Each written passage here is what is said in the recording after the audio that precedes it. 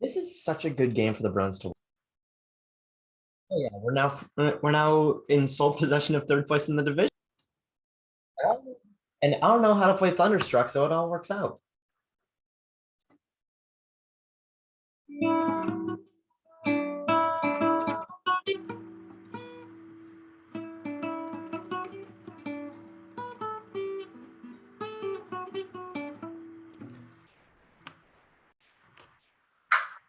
Bruins win 2-1 against the Toronto, not Toronto, Tampa Bay Lightning in overtime.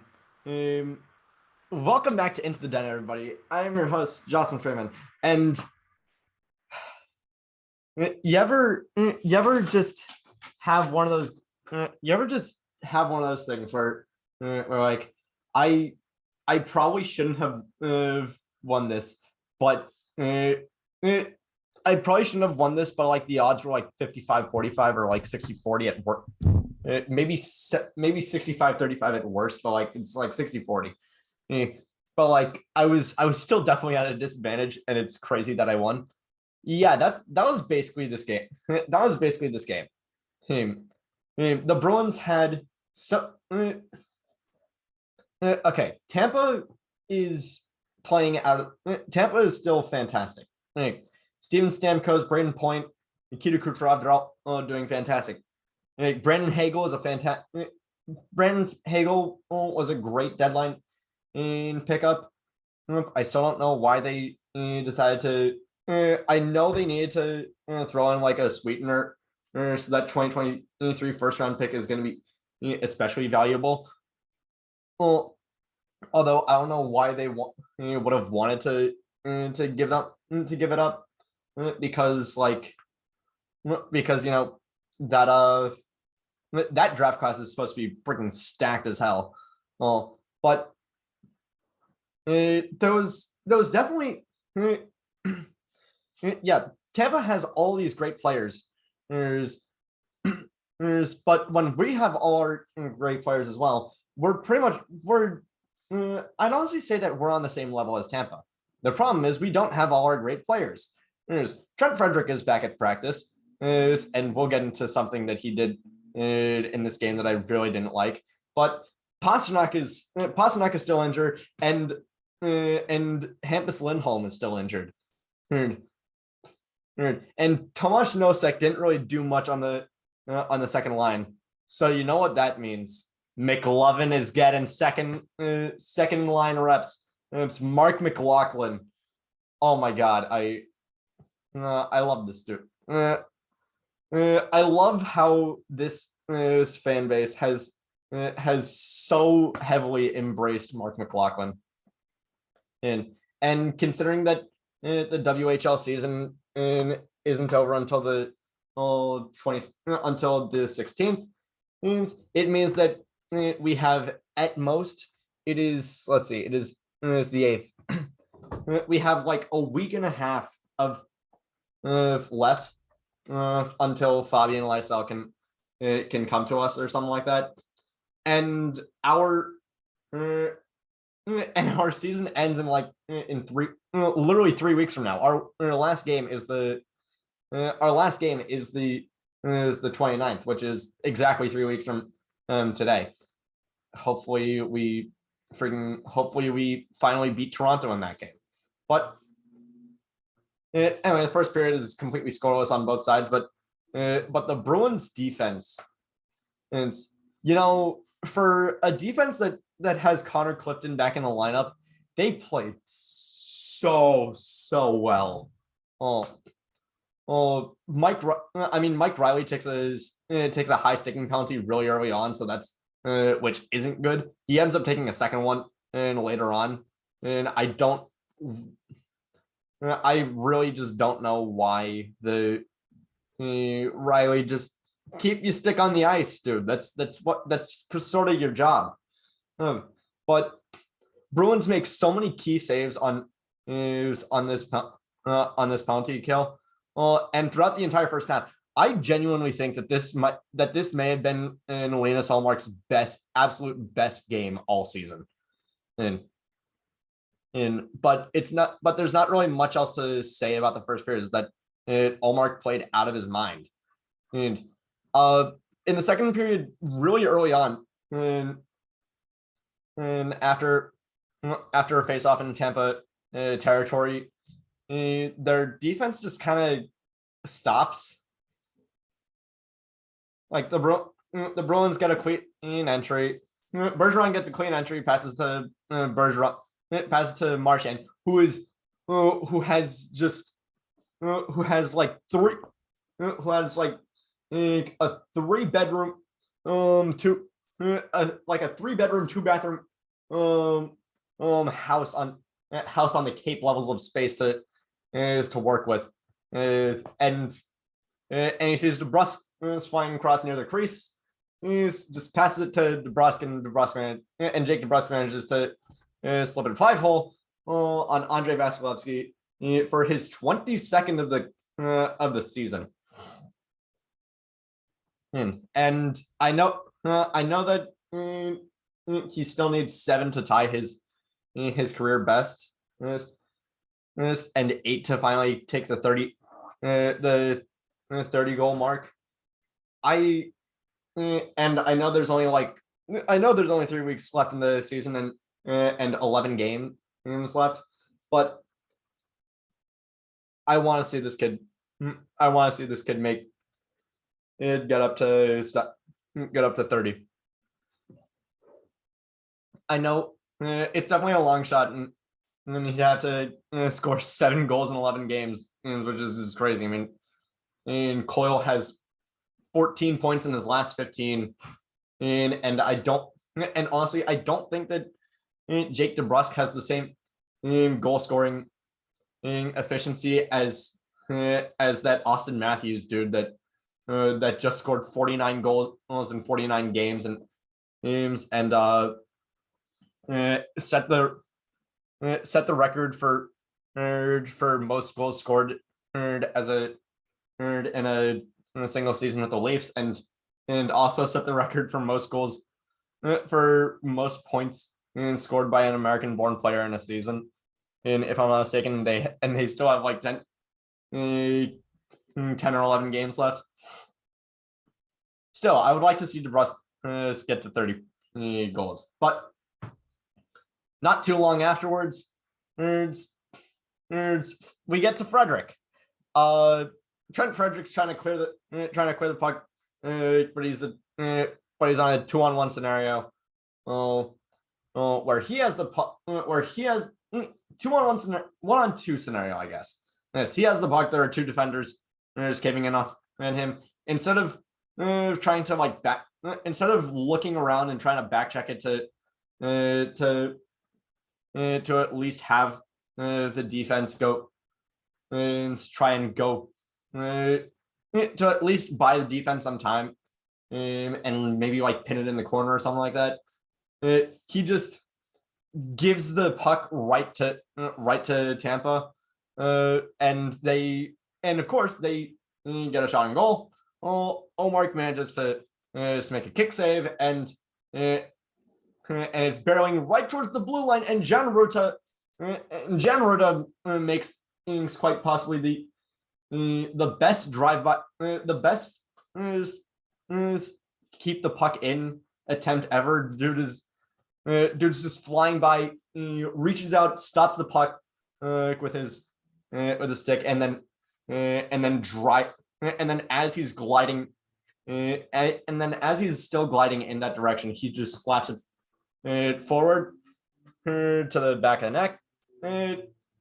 Corey Perry is there, and he passes is behind the net to Pierre-Edouard Bellemare, and Pebbles manages to snipe it to one time at top corner. 1-1 game. Damn. And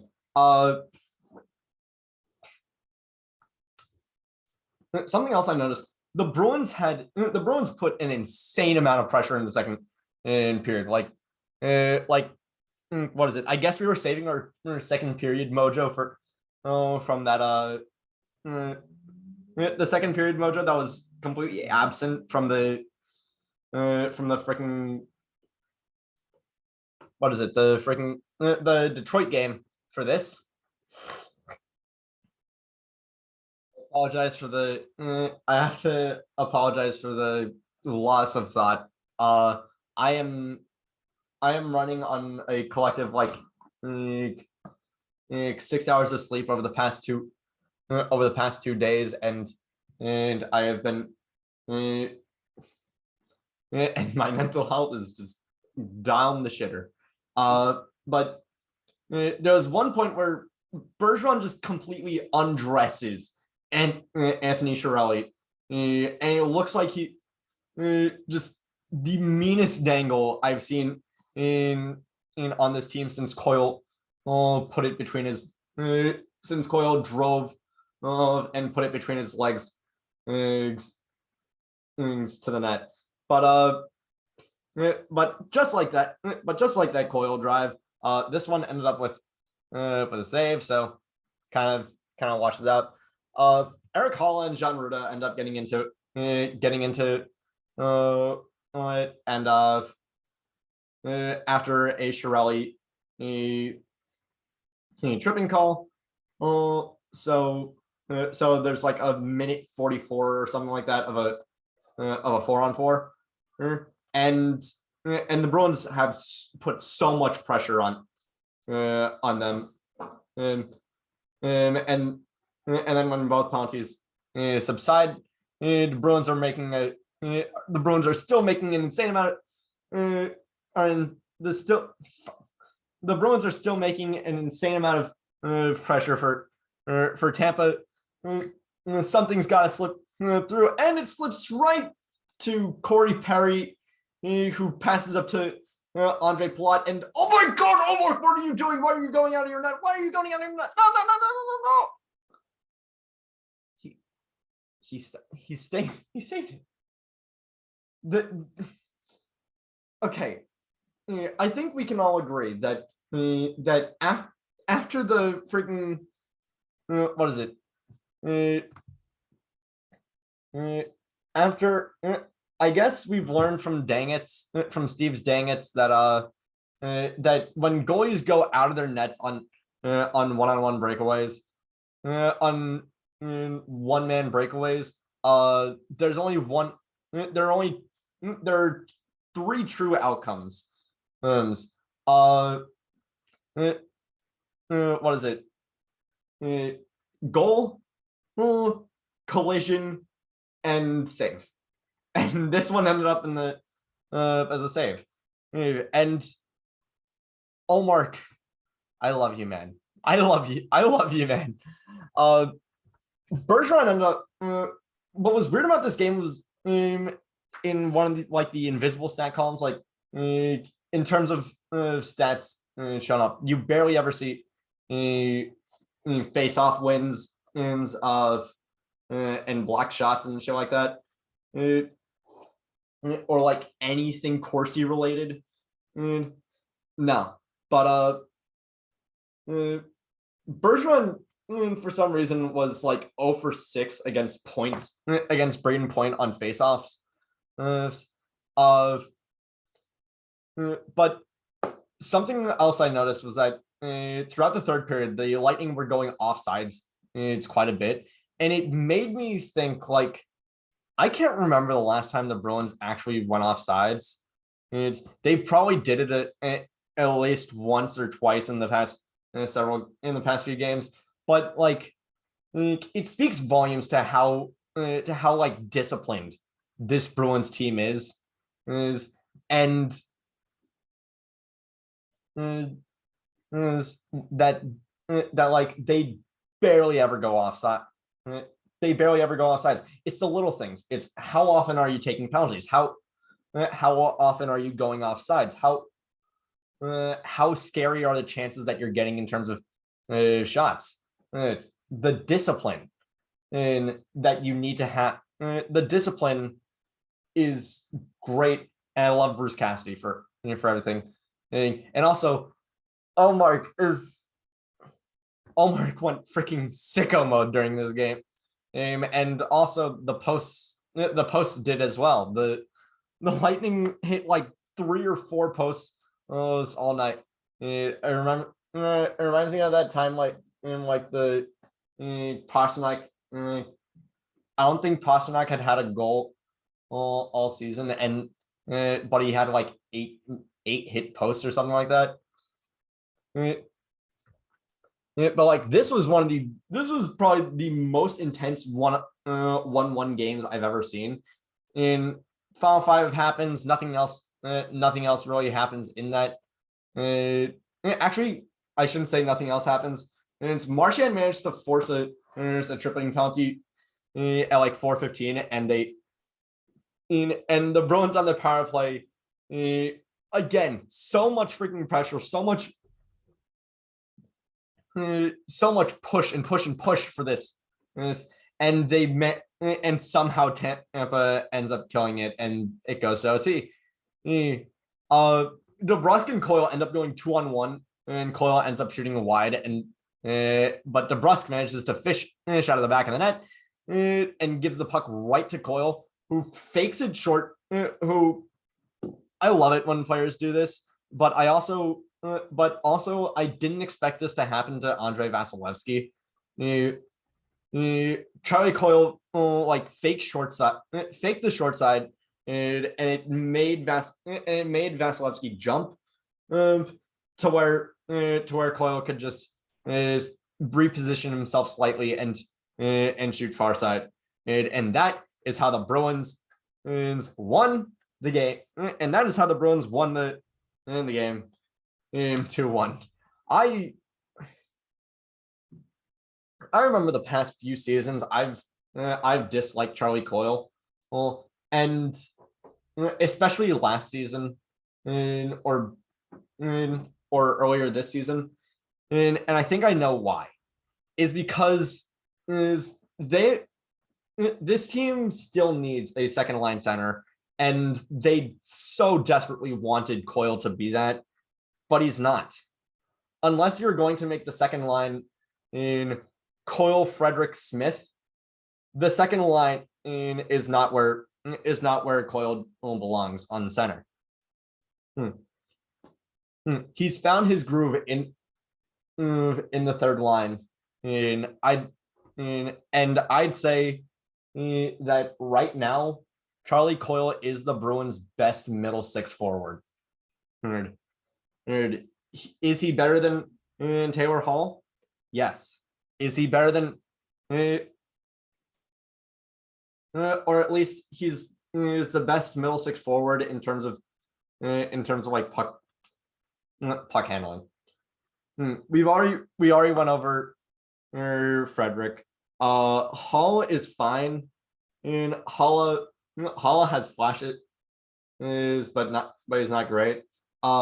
Smith is also really damn good, and then there's Pasternak, who's like, I only take one timers.